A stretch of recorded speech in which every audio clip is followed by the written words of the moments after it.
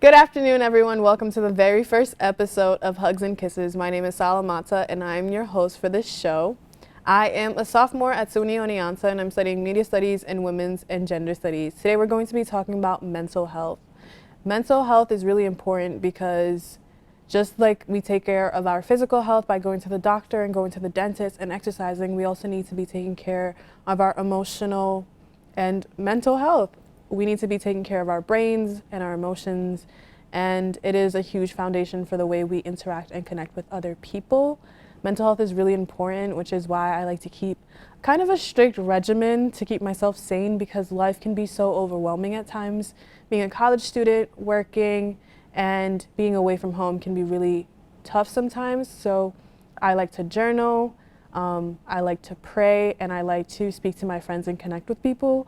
I'm working on getting a therapist, which can be really hard to navigate because of insurance and, the medical health system in this country. But, there are a lot of different ways that you can support yourself if you don't have that professional support quite yet. I know on this very campus we have the health center that has therapists that you can speak to, and they can help you connect to a longer term therapist or someone you can connect with.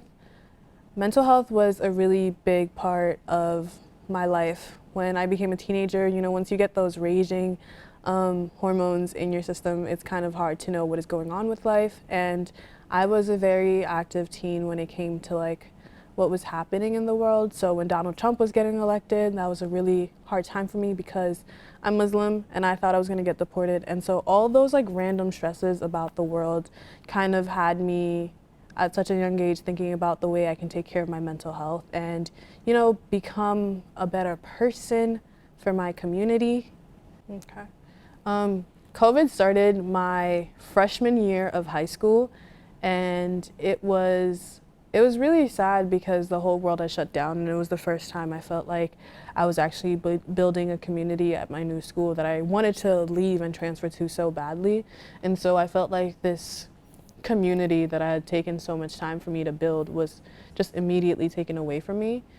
COVID was a really hard time because my mom is an essential worker. My mom worked as a nurse in a hospital, and as we all know, hospitals were very short-staffed. And so having a mom who was constantly, facing and dealing with COVID at her job, and it just created a great sense of anxiety because at any point in time I could have been, exposed to it, or my family could have been exposed to it. So that was really scary for us. And it was also really hard that we were expected to, be great students and continue excelling academically when this was all happening. I think, the school system, DOE had no idea what they were doing for the most part going online. And so that was also really challenging to understand that teachers weren't, they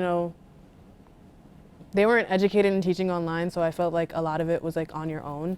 And even though I was with family, it was a very lonely time because you still had to do school and you still had to keep up with all your responsibilities, but you were stuck in the confines of your home. And I'll be honest, after the first month, I really started going crazy. It was not fun. It was not fun at all. The only thing I think that saved my mental health over COVID was having my grandmother at home and listening to her stories about, her life growing up and all the things that she enjoyed and cherished. And so having a person to connect with was really helpful in that aspect. Music is a huge sense of therapy for me. I love making playlists, and I think my love for that really came out of the pandemic, discovering new songs, different genres of music and things like that.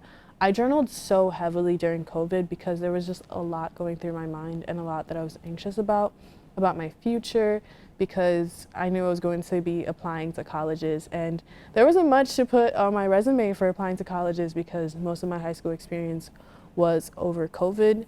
And even during the pandemic, I think once the first few months had passed and we went back to school in the fall and we were fully remote, teachers and administration had a better grasp on how to build community online. And so I was participating in different clubs and programs online that actually made me feel like a human again. I started doing this program called Toka, where I was learning Arabic from different people across the world, and that was really engaging. So also finding things that like bring you joy and that you can immerse yourself into is a really good way of like taking care of yourself and taking care of your mental health. I think the school does a really amazing job of fostering like a good space where we take care of our mental health. I think a lot of clubs on campus have like made it their mission to create safe spaces for people to show up as themselves and then to educate people on how to continue taking care of their mental health. I know we have NAMI on campus who do a lot of events around self-care, taking care of yourself, mental health education, and connecting you to resources outside of the college itself.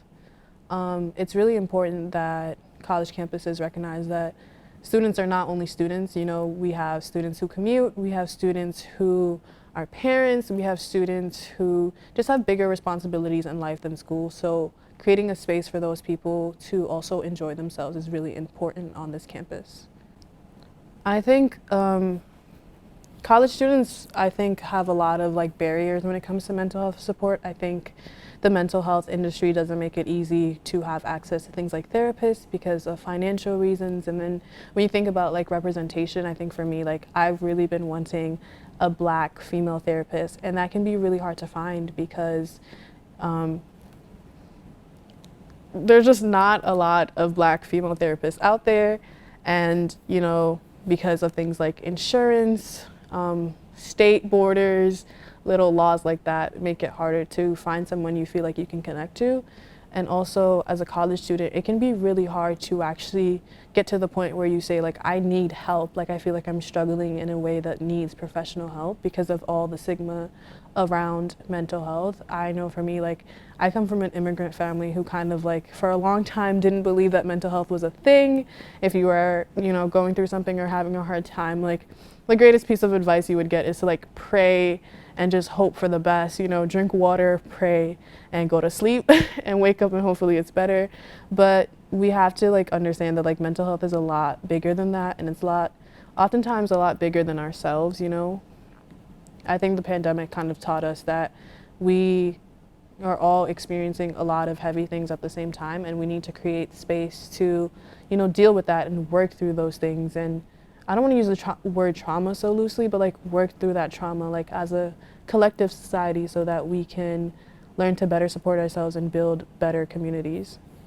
This is a really big one. I think social media has done a lot of great things for our mental health, but also has like ruined our mental health in a lot of ways. And I think we oftentimes get told all the horrible ways that social media is like ruining our brains, whether it be like it's ruining your attention span or it's only showing you things so you can continue doom scrolling, and it's easier to find yourself locked in with your screen and not even talking to humans. I know I live by myself, and so on long weekends I can literally stay the whole weekend in without like talking to anyone because I have social media and this like false sense of like being connected with people. So I think in that aspect social media like has disconnected us, and I know a lot of people struggle with like comparing themselves to things that they see on social media, whether it be like a lifestyle or like body images themselves. We all just need to remember that like social media isn't real, and at the end of the day it's like a tool for us to like express ourselves and see and look at things that inspire us. And so for me, like I'm really strict with my social media. If I feel that something is affecting my mental health negatively, whether it be because I'm comparing myself to a person, I will either mute, block, or unfollow. I like to follow people who inspire me, whether it be like We the Urban that do a lot of affirmations, or like people like Tabitha Brown who are like really inspiring and just contribute a lot of positivity on social media, because social media doesn't always have to be negative. And there is a side of social media, especially right now, like relating to activism, where we see a lot of like horrific things. I think as important as it is to keep yourself educated, it's also really important to learn when you need to take a step back and take care of your mental health, and when it's really like negatively affecting you. And I think in that way we need to just foster a better relationship with social media. This is a tool that we can use to like help us, educate us, and really motivate us to do great things in life. Speaking to my friends who have graduated, the transition from, being a student in college to the post-grad life, they have said it's been really challenging and really tough for them, because college gives you this like intimate sense of community, that like, other people are like you in terms of like struggling, with classes, academics, or even finances at times, you feel like it's a little acceptable because there's a community and a world of people who are also going through those things, but somehow magically we believe that once you graduate, you get your whole life together. Like, you're expected to have your first apartment, expected to have your first job. And I think especially in this like economy and time where like people are having such a hard time finding jobs, and people oftentimes can't find jobs in the fields that they studied for, it can be really disappointing that you set up this entire expectation for your life and you get to the point where you aren't able to fulfill that because of the world's circumstances or personal reasons. A lot of people have also expressed like dissatisfaction with the world generally, and I think that is understandable. We are the new generation of adults, which is really scary, and we have a lot of responsibilities to take care of, and it can be daunting, and that's just what I've heard from my friends who are post-grad. I think college students experience a lot of like depression and anxiety from the people that I speak to.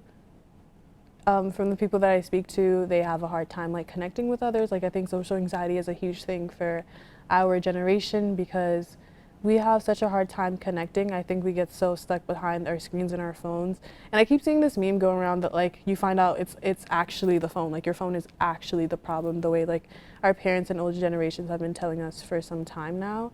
And it can be really hard to connect with people if you're just getting to a school where you don't know a lot of people and it's a huge culture shock for you. I know for me, getting to the school, I had a really, hard time at first making friends because I didn't know anyone, and it's hard to like put yourself out there for the first time and to try and talk to people and see what you have in common. So I know that anxiety is something that we all share. And then it can get really depressing with the winter season. It's really hard to, feel a spark and a vibe for life when you're just stuck in the library for hours doing work, or, you go from work to school and there's just not much balance of fun in your life. It can get really hard.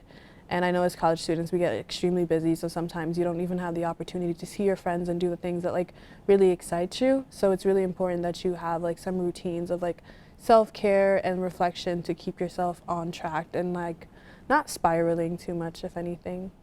For me, it's been really helpful to figure out the different kinds of signs of like my mental health tanking so I can reach out to people and ask for help. For me, it really is like self-isolation, it's moodiness, it's being cranky, it's sleeping a ton, especially over the winter months, or not sleeping like regular hours. Like, I'll sleep during the day, I'll take long naps, and then I'm up all night.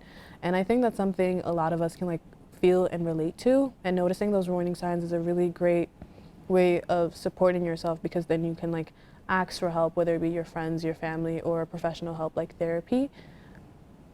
Knowing the warning signs, I think, is really important because you can prevent some problems or like finding yourself in a deeper rut. And I know like my mental health gets in the way of me doing certain things like, my homework and keeping on track with that. So communicating with the people who care about you, and communicating with your professors about, what you're dealing with can be really helpful, because you start to realize that you're not actually alone, and there is like a bunch of networks of support for you, and that like you don't need to be punished for the things that you're experiencing, because a lot of the time we can't control our mental health or the way that like it's affecting us or showing up in our lives.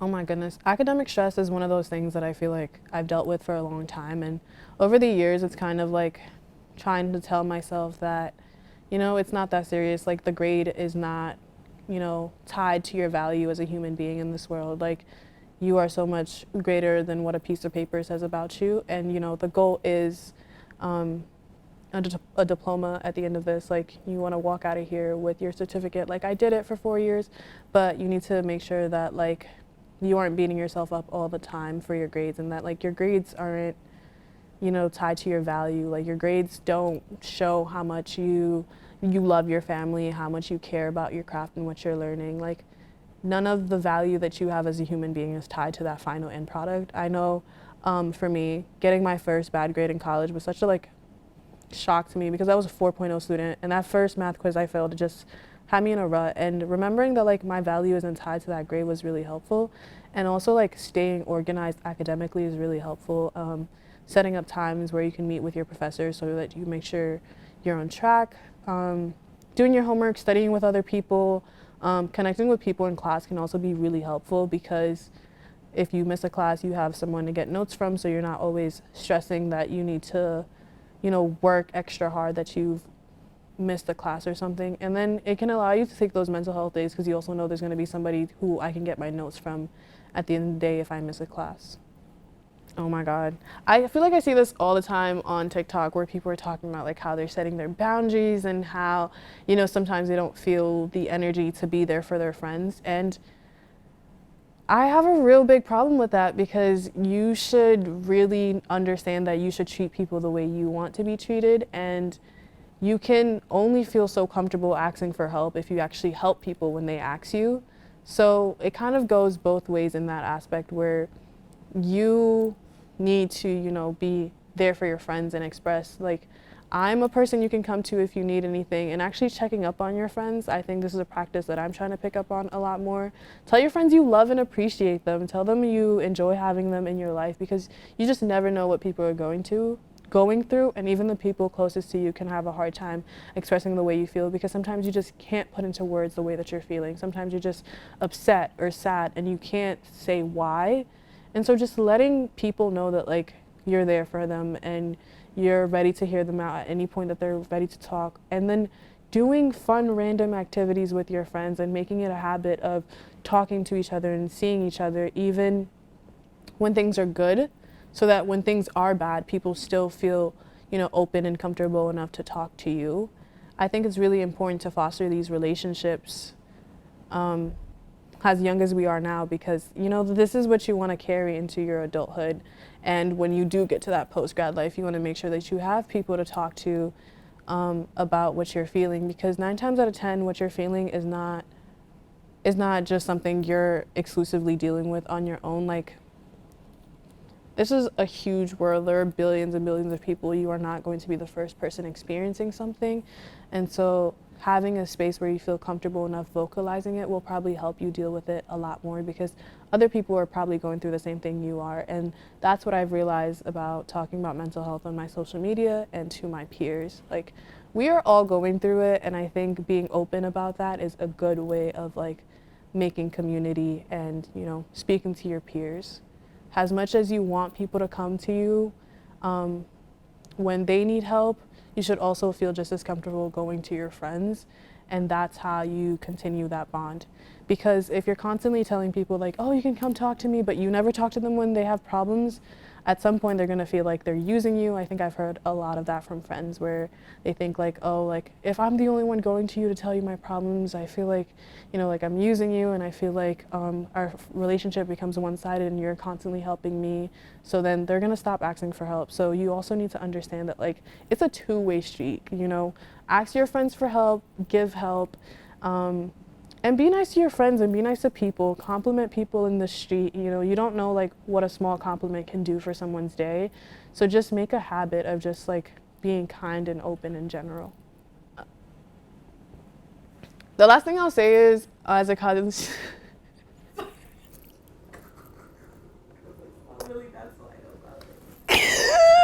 okay.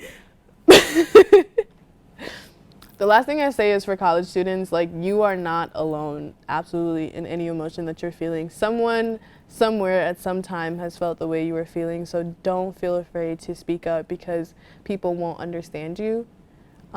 Has many ways that you can find of expressing yourself, whether it be through art, music, drawing, any of that. Find your medium and find your way of expressing yourself, and then remember that it only takes one person to change a person's life, especially when it comes to mental health. When you look at the statistics, one person can make a whole lot of a difference. So make sure you're that one person for a few people, and make sure you can pinpoint that one person you can go to if you're having a hard time. Thank you so much for watching the very first episode of Hugs and Kisses. Come back next week for another episode. I'm Salamata, signing out as your host.